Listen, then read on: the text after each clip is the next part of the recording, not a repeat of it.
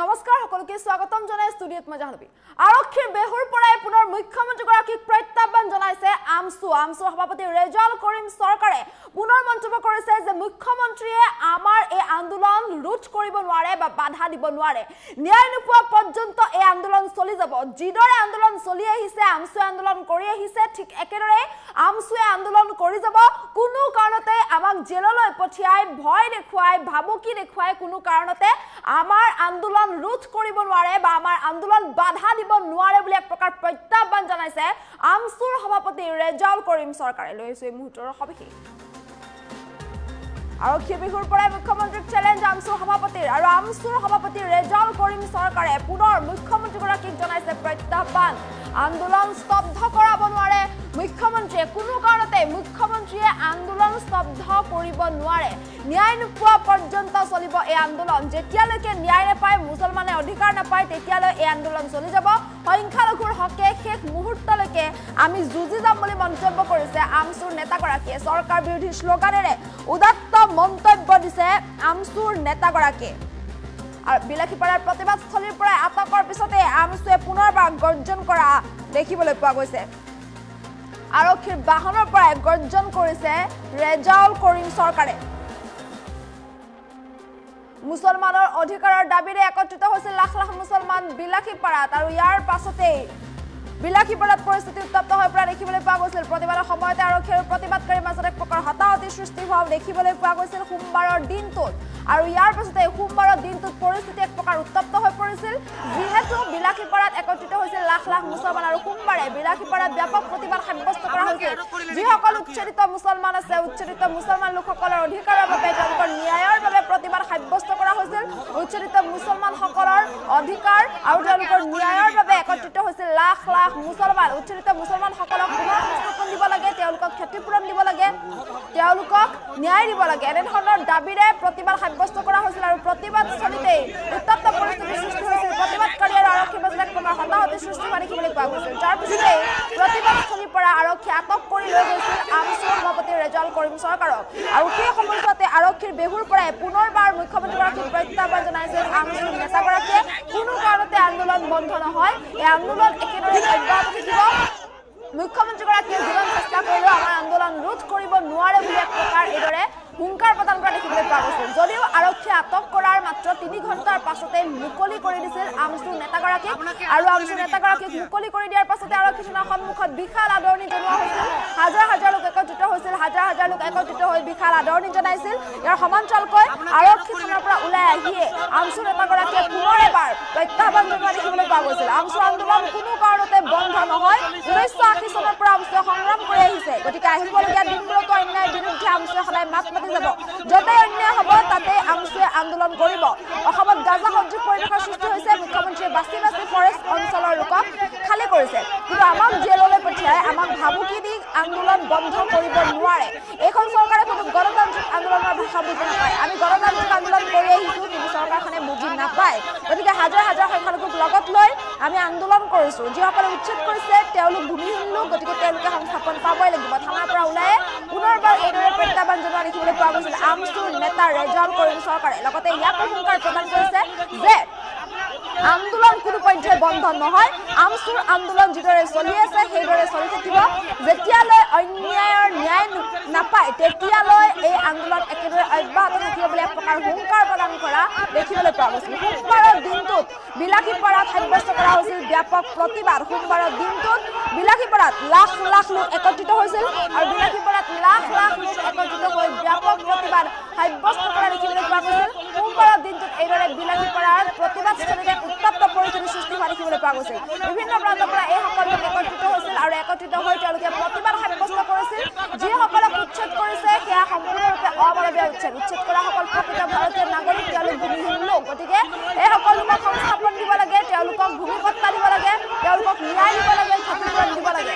এনে ধৰণৰ দাবী উত্থাপন কৰিছিল আমসুৱে আৰু এনে ধৰণৰ দাবী উত্থাপন কৰি এক প্ৰকাৰ ব্যাপক প্ৰতিবাদ সাব্যস্ত কৰা দেখিবলৈ পোৱা গৈছিল আৰু সেই প্ৰতিবাদস্থলীতে পৰিস্থিতি উত্তপ্ত হৈ পৰিছিল আৰক্ষীয়ে কেইবাগৰাকীও আমসুক আটক কৰি লৈ গৈছিল আৰু ইয়াৰ সমান্তৰালকৈ আৰক্ষীয়ে আমসুৰ সভাপতি ৰেজাউল কৰিম চৰকাৰকো আটক কৰি লৈ গৈছিল প্ৰতিবাদস্থলীতে উত্তপ্ত পৰিস্থিতিৰ সৃষ্টি হৈছিল আৰক্ষী আৰু প্ৰতিবাদকাৰীৰ মাজত হতাহতিৰ সৃষ্টি হোৱা দেখিবলৈ পোৱা গৈছিল আৰক্ষী আটক কৰি লৈ যোৱাৰ পাছতে আৰক্ষীৰ বিহুৰ পৰাই পুনৰ এবাৰ মুখ্যমন্ত্ৰীগৰাকীলৈ চেলেঞ্জ দিছিল আমচুৰ নেতাগৰাকীয়ে আন্দোলন কোনো কাৰণতে বন্ধ কৰাব নোৱাৰে যেতিয়ালৈ ন্যায় নাপায় ন্যায় নোপোৱা পৰ্যন্ত এই আন্দোলন একেদৰেই চলি যাব 1980 চনৰ পৰাই আমচুৱে সংগ্ৰাম কৰি আহিছে যতে অন্যায় হৈছে তাতে আমচুৱে প্ৰতিবাদ কৰিছে গতিকে এই আন্দোলন কোনো পৰ্যায়ে বন্ধ কৰিব নোৱাৰে বুলি এক প্ৰকাৰ হুংকাৰ প্ৰদান কৰা দেখিবলৈ পোৱা গৈছে এই সন্দৰ্ভত মন্তব্য আছে মন্তব্য শুনাবলৈ চেষ্টা কৰিছে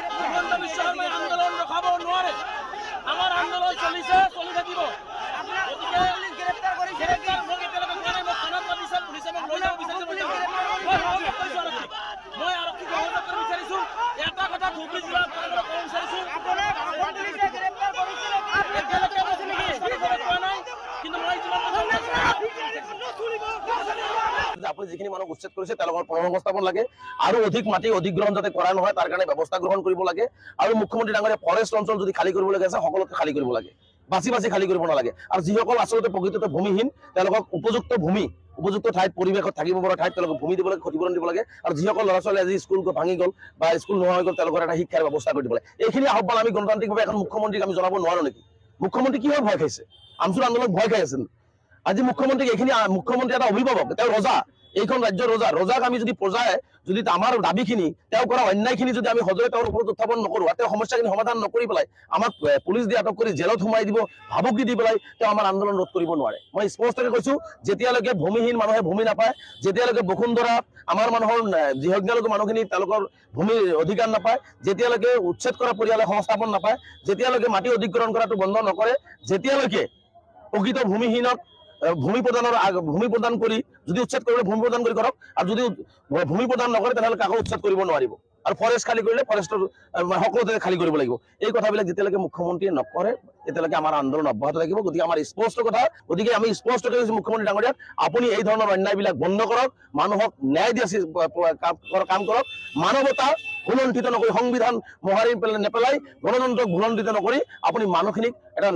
জাষ্টিছ দিয়াৰ কাৰণে আমি মুখ্যমন্ত্ৰীক আহ্বান জনাইছোঁ অন্যথায় এই আন্দোলন আছে এই আন্দোলন আগন্তুক দিনত আৰু অধিক ভয়াৱহ হ'ব এইখন চৰকাৰে কোনো গণতান্ত্ৰিক আন্দোলনৰ ভাষা বুজি নাপায় আমি সম্পূৰ্ণ চৰকাৰী অনুমতি বিচাৰি আমি কাৰ্যসূচী গ্ৰহণ কৰিছিলোঁ আৰু চৰকাৰে অনুমতি দিয়াৰ কাম কৰিছে চৰকাৰৰ জিলা প্ৰশাসনত ধুবুৰী জিলা প্ৰশাসনত আৰু সেইমতে তেওঁলোকে আমাক যদিও মানে যোৱাকালি নিশা আমাৰ জিলা কেন্দ্ৰীয় বিষয়লৈ মাতি লৈ গৈ তেওঁলোকে লিখিত আকাৰে তেওঁলোকে আমাক কাৰ্যসূচী কৰিবৰ কাৰণে দিছিলে আৰু সেইবাবে আমি গণতান্ত্ৰিক আন্দোলনৰ বিশ্বাসী আমি যিহেতু গণতন্ত্ৰৰ বিশ্বাসী আমি কোনো ধৰণৰ হিংসাত্মক আন্দোলনৰ বিশ্বাসী নহয় আমি শান্তিপূৰ্ণভাৱে হাজাৰ হাজাৰ সংখ্যালঘু ৰাইজ স্বতঃস্ফূৰ্তভাৱে আমচুৰ এই আন্দোলনত অংশগ্ৰহণ কৰিছিল কাৰণ এই মুহূৰ্তত এই মানুহখিনি ভূমিহীন হৈছে এই মানুহখিনিৰ লগত অন্যায় কৰা হৈছে এইখিনি ভাৰতীয় নাগৰিক ধুবুৰী জিলাৰ বাসিন্দা এইসকলক ভূমি প্ৰদান নকৰাকৈ মুখ্যমন্ত্ৰী ডাঙৰীয়া কেৱল ধৰ্মীয় সংখ্যালঘুবোৰ টাৰ্গেট কৰি তেওঁলোকক উচ্ছেদ কৰিছে আদানী সন্তুষ্ট কৰিবৰ কাৰণে গতিকে মানুহৰ মনত আৱেগ আছে ক্ষোভ আছে আজি হাজাৰ হাজাৰ ছাত্ৰ ছাত্ৰী বিলাসীপাৰা এই অঞ্চলত আজি সেই স্কুলৰ পৰা বঞ্চিত হৈছে বহু মানুহ আজি নাখাই আছে ত্ৰিপলৰ তলত আছে গতিকে আজি আমচুৰ এই আন্দোলন সতৰ্কভাৱে অংশগ্ৰহণ কৰাৰ পিছত শান্তিপূৰ্ণ আন্দোলন হৈ গৈছে ৰাইজে গুচি গৈছে আৰু তেনেকুৱা মুহূৰ্তত মই এটা অনিৰ্দিষ্টকালীন ধৰ্ম কোৰ্ট চলাই আছিলে তাতে ৰাইজে মই সেইটোত অংশগ্ৰহণ কৰাৰ পিছত মোক তেওঁলোকে থানালৈ মাতিলে মই আহিম বুলিও কৈছিলোঁ যে মই যাম গৈ আছোঁ তাৰপিছত মই গম পাই গ'লোঁ যে তেওঁলোকে আচলতে মোক আটক কৰিছে আৰু তেওঁলোকে আটক কৰি লৈ আহি পেলাই তেওঁলোকে আজি আমাক দীৰ্ঘ সময় ইয়াত তেওঁলোকে ৰখালে আৰু এটা কথা মই ধুবুৰী জিলা প্ৰশাসনক আৰু অসমৰ গৃহ বিভাগক কৈ দিব বিচাৰিছোঁ যে 1980 চনৰ পৰা আমচুৱে সংগ্ৰাম কৰি আহিছে আহিবলগীয়া দিনবিলাকত ন্যায়ৰ পক্ষত অন্যায়ৰ বিৰুদ্ধে সংগ্ৰাম কৰি যাব য'তেই অন্যায় হ'ব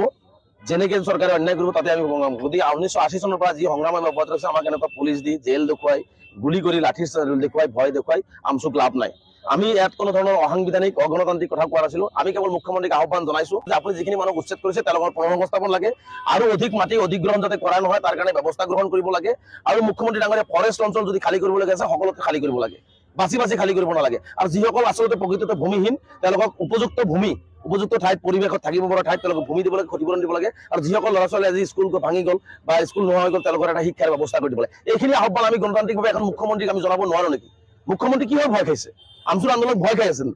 আজি মুখ্যমন্ত্ৰীক এইখিনি মুখ্যমন্ত্ৰী এটা অভিভাৱক তেওঁ ৰজা এইখন ৰাজ্যৰ ৰজাক আমি যদি প্ৰজাই যদি আমাৰ দাবীখিনি তেওঁ কৰা অন্যায়খিনি যদি আমি সজোৰে তেওঁৰ ওপৰত উত্থাপন নকৰোঁ আৰু তেওঁ সমস্যাখিনি সমাধান নকৰি পেলাই আমাক পুলিচ দি আটক কৰি জেলত সোমাই দিব, ভাবুকি দি পেলাই তেওঁ আমাৰ আন্দোলন ৰোধ কৰিব নোৱাৰে। মই স্পষ্টকৈ কৈছোঁ, যেতিয়ালৈকে ভূমিহীন মানুহে ভূমি নাপায়, যেতিয়ালৈকে বসুন্ধৰা আমাৰ মানুহৰ যিসংখ্যালঘু মানুহখিনি তেওঁলোকৰ ভূমিৰ অধিকাৰ নাপায়, যেতিয়ালৈকে উচ্ছেদ কৰা পৰিয়ালে সংস্থাপন নাপায়, যেতিয়ালৈকে মাটি অধিগ্ৰহণ কৰাটো বন্ধ নকৰে, যেতিয়ালৈকে